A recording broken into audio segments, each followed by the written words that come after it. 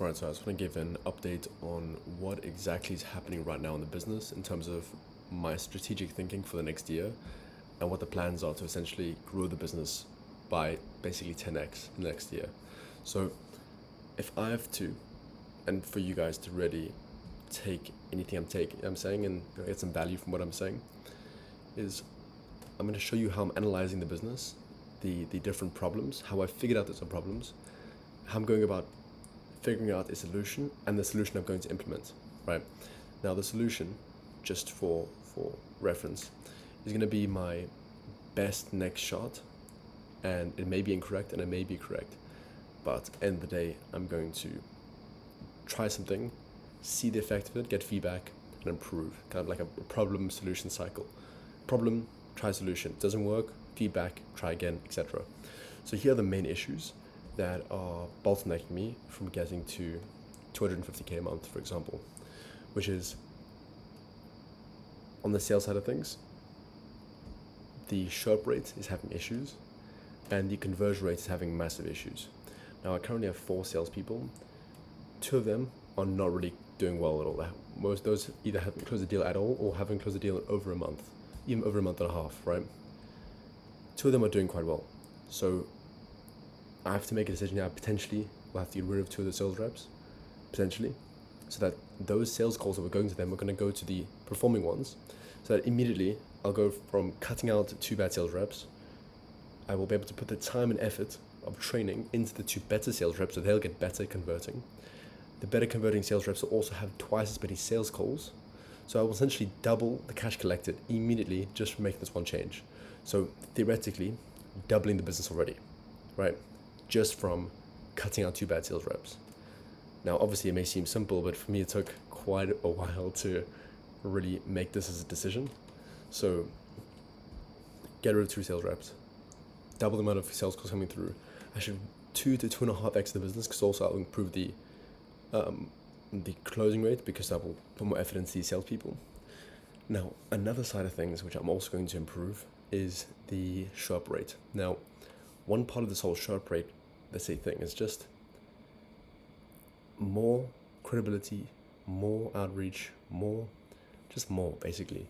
Like if you have more credibility, if they see more value into the call, if it seems like you put more effort in, if you're respectable, like for example, if you knew for a fact the president or some really, really respectable person for you, you're going to be able to meet them or join a call with them, whatever, you'd be there for their call.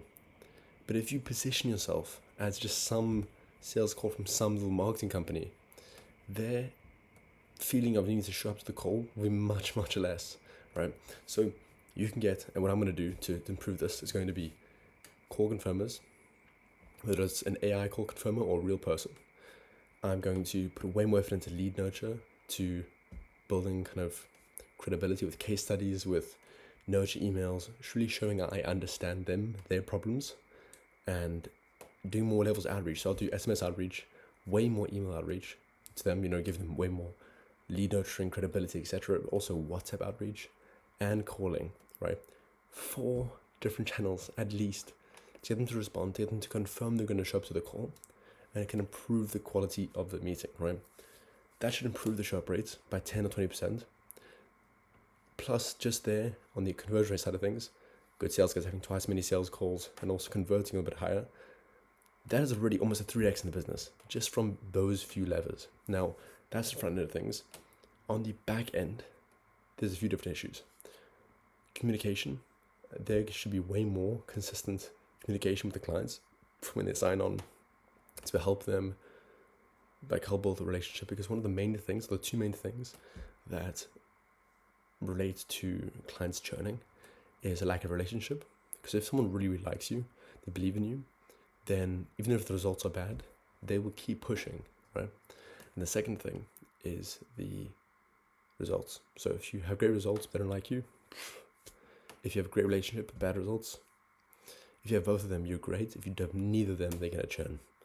It's just how it is. If they don't like you and they got bad results, why would they stay with you? So almost SOP out perfectly the client support related things, from the campaigns going live to consistent calls with them, whether it's a call every 2 weeks, a onboarding call, a launch call, set better expectations, just SOPing out this to the T. And when clients cancel, figuring out why they cancelled to improve that for the next time. So it's basically just a better cycle of improving the service delivery side of things with getting better feedback and having more consistent and impactful communication with the client. Just that already, massive improvement, right? Because certain clients with bad expectations, they would go into me delivering qualified meetings for them with a wrong expectation of these meetings, which would cause them to take them incorrectly, with no sales skill, with not understanding how they can maneuver the sales call to get them to actually put money down, right? This leads me to another point, which is I don't have proper metric tracking. So there's the sales side of things where obviously increase show up rate, increase conversion rate, cool, sweet, to the side. There is improved communication, which leads to a certain amount of SOPs and stuff.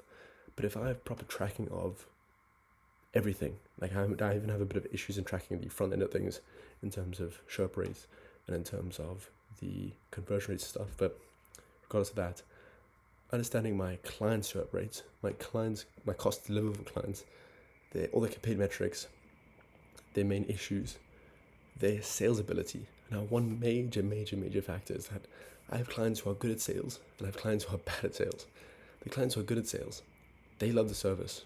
They do well because they understand the world of sales. They've done sales for long enough to be able to understand the prospects and maneuver them into a sale. Because a massive part about getting clients or converting people, yeah, sure, it's the quality of the call when it arrives, but part of the sales process is warming them up, build credibility, rapport, so at the end of the sales call, they know, like, and trust you enough to actually invest. So that's one major part, and something I'm implementing to really fix this for them is I set up appointments with my clients on a phone call. Now, I'm expecting right now the clients to call up every person so that they have a conversation. First of all, clients don't call up the lead sometimes. They say, why didn't the lead call me? It's not intelligent. I don't know why they just think the lead's going to call them. Call the leads, right? That's the first thing. Second thing is that I don't know if they called, and I don't know if they called again 5 minutes later, if they double dialed, if they called again an hour later, or any sort of proper effort. Second thing is I don't know what happened on the call, so I have to just rely on the client telling me. Some clients will tell me they did 50 calls and one of them showed up. No, that's not how it works. If you cold called 50 people, you would have had more than one show up if you just cold called. So the fact that only one person showed up is just you lying to me, right? Because maybe they won't fill in the post-booking form. The post-booking form is where they tell me what happened on the call, whether they showed up to the call, the quality of the call, the issues with the call, etc. If they don't fill it in, they don't even know themselves. So one part of it's, I have this new system where there's a phone number that calls both my clients and the meeting, the person that's joined the meeting, links them together. So my clients gets a call, all they have to do is pick up the call. The lead gets a call, and this thing can record the conversation vicariously through this number. So I can get the direct transcript of what happened in this call. I can analyze the call in terms of, did the person show up? Were they not qualified? Were they qualified? Were there any sort of issues? What needs to improve with the sales process so that my clients can get better at sales and better at converting the leads? Because if my clients can convert the leads better, they'll be able to raise more capital, they'll be able to make more money, and they'll like me more. But just like some of my sales guys who are performing really badly, it may just be major issues they don't even know they're making, and it allows me to help the clients. And or just be like, look, if you're not going to fix these things or listen to me, you're not going to get results, and I can fire the client, you know. But the fact that I'm putting effort, and not because they're complaining, like, I'm not reacting to them complaining, I'm putting effort on my own accord to help them improve. It shows I care, which helps grow the relationship, which also improves the results, which means they won't churn, by what we learned earlier. So to take a step back to the overall improvements is improve show up rate for myself, improve conversion rate, get rid of 2 sales reps, which is going to already 2.5-3x the business, on the back end of things, track metrics properly so I can understand clients who are struggling, record sales calls so that I can really understand for my clients where they're having issues, if the sharp rate's bad, what is actually going on. Do the same sharp rates and credibility related improvers I'm doing on my side of things for clients. So it should massively improve the quality of their calls. So I'm doing all of this stuff so that my clients can get better results. And basically the churn is less and I get more clients. Because if you have the main levers that you're getting more clients and they're leaving less, that means you're gonna make much more money. Now obviously there's a whole thing of pricing related things, which I already mentioned some pricing in a different video. I'm looking at different upsells because what I noticed is I can do an upsell where I create a client a pitch deck, like a sales presentation. I charge $1,000 for it, let's say. I get all the information from them, and within no time at all, I can get an AI with a really properly done prompt and reference pitch decks to create a highly performing, high quality pitch deck almost instantly, which client will be stoked about, super happy about, and it's like straight profit. So if you can have something that you can get from that straight profit, takes one done, no minimal effort, those are great. Those are just like straight bottom line. We love those, absolutely love those. So I mean, pushing more for pitch decks, potentially increasing the price of it, and automating the creation of it. So there's like the LTV of a client, the value of a client goes up, but especially the gross profit, like the lifetime profit of a client, goes up. So there's a few levers I'm pulling here. Hopefully this is somewhat, take something from it. And the main thing I'm using to really learn of how I'm going to go about doing these things is essentially just courses, just spending money wherever I can that's going to get me further faster. Because at the end of the day, let's say there's a theoretical amount of improvement you need to do. Because if you really knew how to create $1 million business, you really would be running $1 million business. Like it would take minimal time to get there. Because you kind of like get stuck at a certain level. You get stuck there because you don't have the ability, the systems, everything to get to the next level. So you get stuck. So the main thing is to learn why you're stuck. The easy way to do that is to copy or learn from people who are further than you, implement what they have, learn from them, do it yourself, and then you grow. And then you figure out your next constraint. You pay someone, learn wherever it is, implement, next.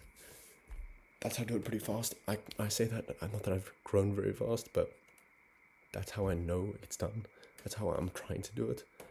And we'll see how the next year goes. I'm really excited for it.